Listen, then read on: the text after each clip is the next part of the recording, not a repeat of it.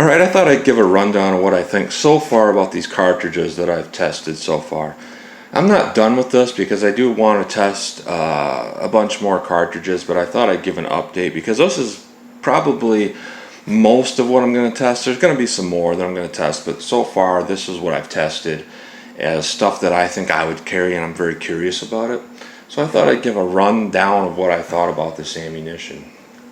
We've got the Winchester PDX-1 / Training Defend. I call that the same thing because it's the same bullet. The gold dots, the American Gunner. They got the Federal Hydra-Shoks. This box is here to remind me to talk about critical defense because I don't have any of those rounds left. But I did critical defense, Remington Golden Saber, and Ultimate Defense. I got the regular jacketed hollow points and the silver tips from Winchester. And I'm just going to give you a rundown of what I think. It comes down to this Winchester Training Defense / PDX-1. I thought it performed okay. I don't remember getting much expansion with the 38. I think I got a little bit with that 380. And I carried that for a really long time because it fed real well. I never had any hang-ups with it in the 380. I never carried it in the 38 Special because it really wasn't that powerful, and I didn't get any expansion from what I remember. So I just kind of left that alone. And I didn't try the actual PDX-1 Plus P in 38 because my first instinct when I got this was to test out the difference between 380 and 38 Special, and I didn't want to get a Plus P because I know people complain about that. So I wanted to keep it as fair as possible. So that was my first test there. Now, next thing is this gold dot. I just tested this recently, and I got decent expansion here with both of them. I got incredible expansion with the 38 Special and okay expansion with the 380. Now the thing about this here, I'm running these tests and I'm not really doing something that's specific to any one protocol. I'm not doing the FBI test. I'm not using ballistics gel or drywall or anything like that. And I'm not using the other tests where you use 4 layers of denim every time.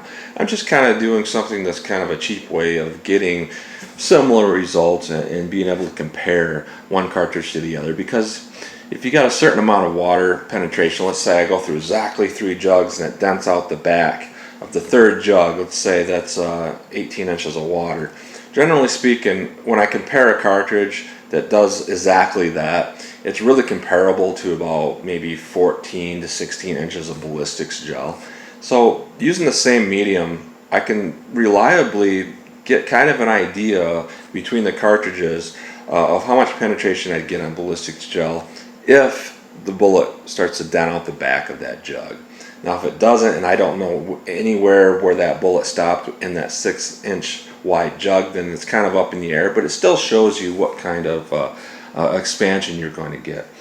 And the interesting thing about cartridges in 38 Special and 380 is, let's say you have a more powerful cartridge like a 45 and a 357 Magnum, a 9mm. With these cartridges, you can get good expansion and good penetration because you have enough energy to do it. But what makes it interesting in 38 and 380 is that you can't always have both. Sometimes you can a little bit, but you always have to compromise between expansion and penetration. You can't have the best of both worlds because when they're operating at about 200 foot-pounds of energy, sure, you can have a good bullet design, and 200 foot-pounds of energy can spread open a hollow point if you have a soft enough lead alloy. But if you spread it out open to 0.8 of an inch, you're talking only 200 foot-pounds behind that. You realize that's not going to penetrate very far. So you kind of have to do a little bit of a balancing act between getting enough expansion to cause a little more damage than a full metal jacket and slow the bullet down, but not so much that you limit your penetration. So that's really that balancing act. So back on it here, I was on the gold dots. Very good expansion, and it had over 200 foot-pounds of energy. I think that with the amount of expansion that it had, it probably wouldn't penetrate very deep. However, I do believe that they did pass those FBI tests. That's why law enforcement uses it. But the reason why it expands so well, you can obviously tell that it's a very soft lead alloy. So it's mushrooming out pretty well. But if you get it too big, it's not going to expand real well. But overall, I think they're both good. And, you know, I'm not going to say that I need FBI or law enforcement. I don't need it to do what they need it to do because I'm a civilian, and most of us don't. You know, they want a certain amount of penetration, like through a side shot, all that stuff like that. That's really the least of my concerns. As a civilian, there's a very good chance you might just take a very close-up front shot. You know, so penetration isn't necessarily. You don't necessarily need it to match up to the FBI protocol to be a good cartridge for the average person. American Gunner. Overall, I don't have any more 38s left. Overall, it was okay, but it really didn't give me any expansion. I mean, they're accurate, reliable, all that, but there's no expansion. So, really, I mean, they're pretty much like a Full Metal Jacket for what they're going to do out of such short barrels. That's pretty much how it is. Now, right here, I got the 380 Hydra-Shok and the 38 Special Hydra-Shok. Overall, I would say that the 38 Special Hydra-Shok here was one of the best 38 Special cartridges I tested. It's a standard pressure, and it felt like a standard pressure as far as recoil. Didn't kick that much. And it still had well over 200 foot-pounds of energy, and it had partial expansion.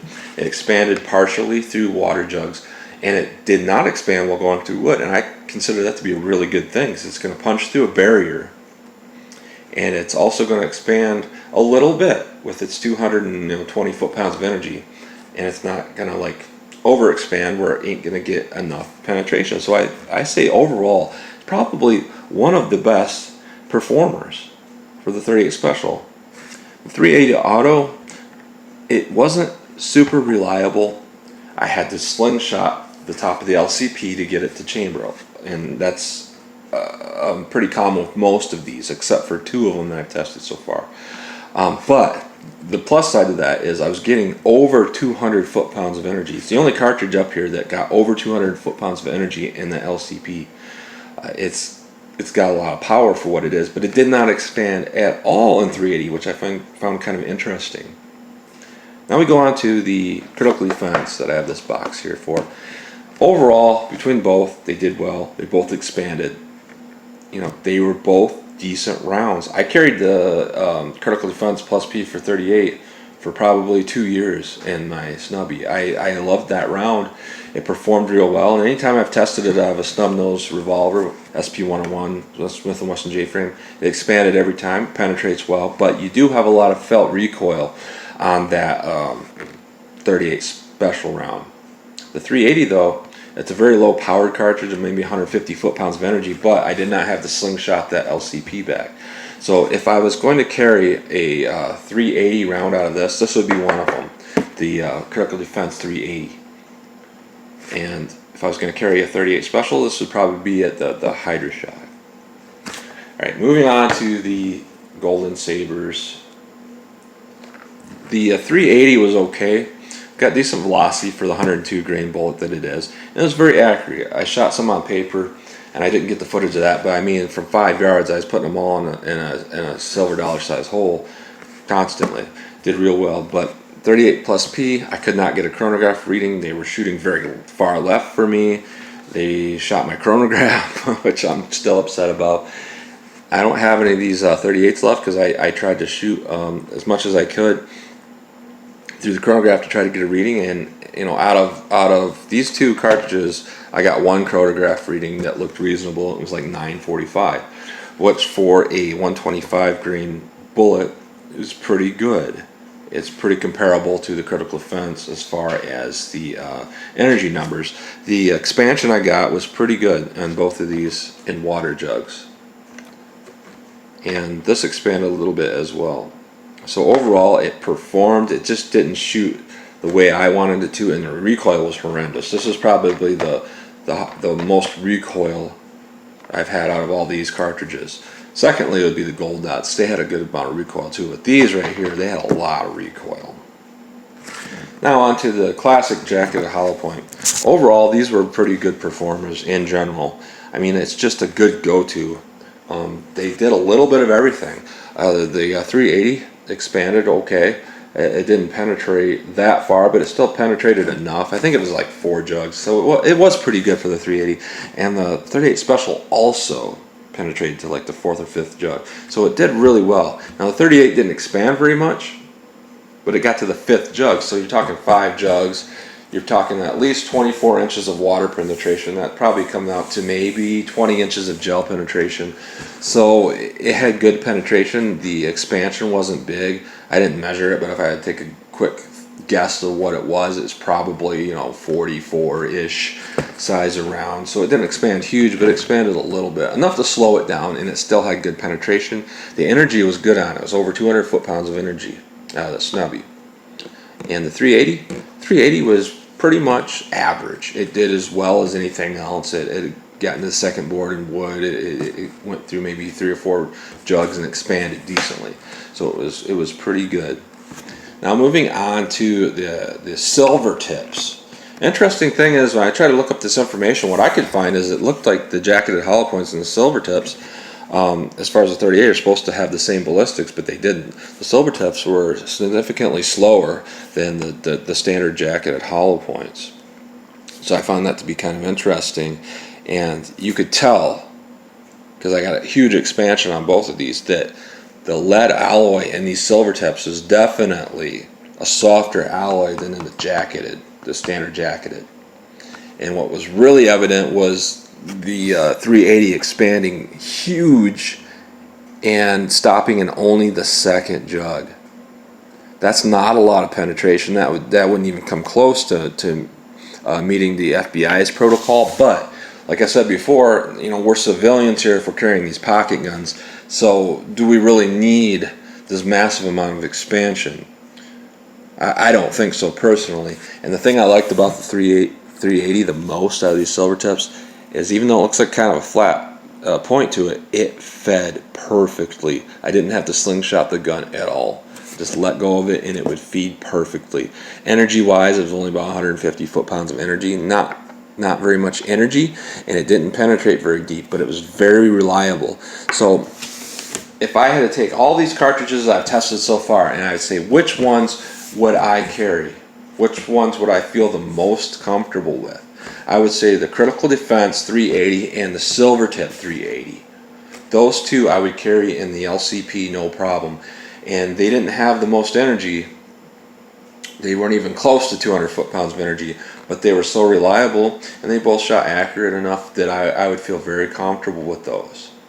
Now when it comes to the 38 Special, there's, most of these I would carry. I would have no problems carrying them. But if I had to pick, let's say 2 that I would carry, or 3, I would definitely carry the standard jacketed hollow point Winchester Super X's. Like I said, they didn't get a lot of expansion, but they penetrated well, had a lot of energy. I would definitely carry the 38 Special Hydra-Shoks. Those performed really well, over 200 foot-pounds of energy, very low recoil, expanded a little bit, had good penetration. I would also carry the Critical Defense. A little bit more recoil, but it performs really well. And I would say the Critical Defense and the Gold Dot are pretty much just balanced. They are both about the same as far as energy foot-pounds and expansion and recoil and all of that. If I had to pick just one, let's narrow this down. Let's just pick one. I would pick the 38 Special Hydra-Shok as my 38 carry load, and I would pick the Silver Tip 380 as my carry load. They gave me everything I really wanted, and the only downside here is a little bit less expansion than ideal, but still okay. And this one, way less penetration than what would be ideal, but it was very reliable, and it's got a lot of expansion, and if you're going to make a straight-on shot, if you had to defend yourself, I think it would work really well. So far, this is my rundown of what I think about these cartridges, and when I get more tested, hopefully I can test just as many as I've already tested and do like a volume 2 of this. I'll go through that, and then we'll take the whole big lot of ammo and I'll pick out the best out of that. So this is just like a quarterly, I guess, update. So this is what I think so far. And as always, thanks for watching. Like, subscribe, and share. And I do appreciate all the views I get and all of the comments and all the thumbs up. All of this, you know, I'm just a small town guy. I'm a small town guy. I'm a small time guy, and I do appreciate this. And this is something that I like to do. So, as always, thanks for watching.